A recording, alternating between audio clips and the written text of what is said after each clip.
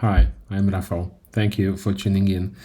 This video is about footpegs to KTM 690 Enduro R or Husqvarna 701 and probably many other bikes that are coming out from KTM factories. Let's start with the factory mounted footpegs.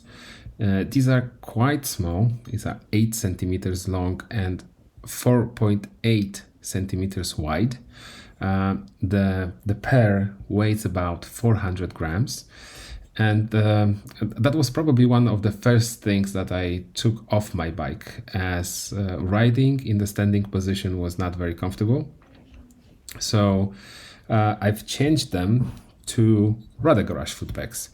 And these are already the first things that you're gonna notice is that these are much lighter. The pair is 350 grams. It is much longer. It is 10.5 centimeters. And the width is 1 centimeter longer than the factory footpeg.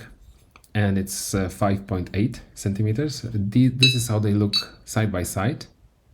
So you can see the difference is significant. So I've changed to those. This seemed to me like a perfect solution for me. Much wider, a bit lower, also 15 millimeters lower. And nice looking footpegs. They have also pins.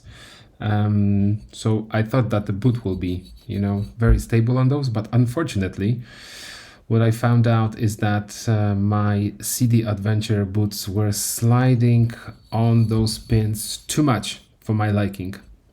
So I decided to go back to the factory-made solution, which is the racing footpeg. This one is 12 centimeters long, so 15 millimeters longer than Rade Garage, but it's a bit smaller in the width, 5.5 millimeters. Let me show you those side by side. All right, so you can see that the racing footpeg is longer, but the Rade Garage is a bit wider.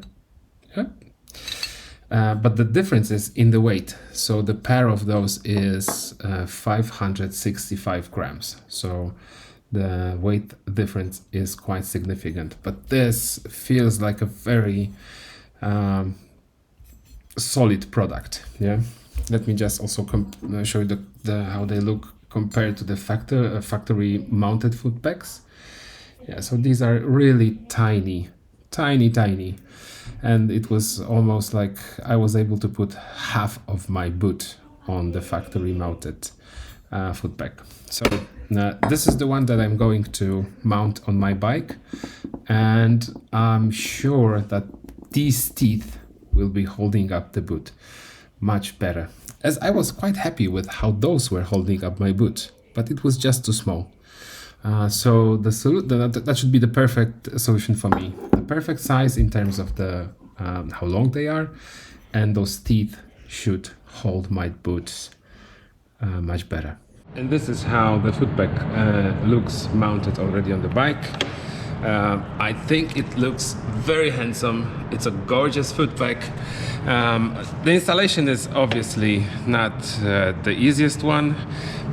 I know that everyone that is changing the footpegs is struggling with this spring. What I found out is that the trick with the zip tie, where you are compressing the ears of the spring with a zip tie, worked really well for me. So it is a bit tricky to get a zip tie around those ears and then compress the spring. Then it became loose. You can then easily take the pin out from the footpeg mount, and it is also very easy then to install the footpeg when you have the spring compressed. So it's a good trick.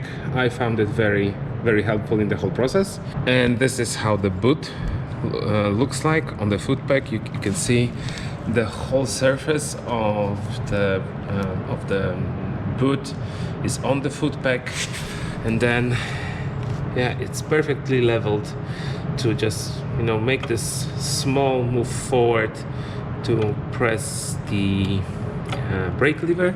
Same thing on this other side in regards to changing the gears. So extremely happy with those footpegs. They look good. They should be very comfortable. I'm about to test them as soon as the weather will allow, but at the moment I'm very happy. Okay, so thank you for watching. I hope it was useful. The next video should be about this Wunderlich spoiler. You've been asking questions about this one, so I will show you how universal it is. It's the one thing that I'm taking from all the bikes that I'm selling, and I'm putting it back on the next motorcycle. So this has been probably my longest used accessory ever. And thank you for the questions. I will cover that in the next video. All right. Thank you. Bye. Cheers.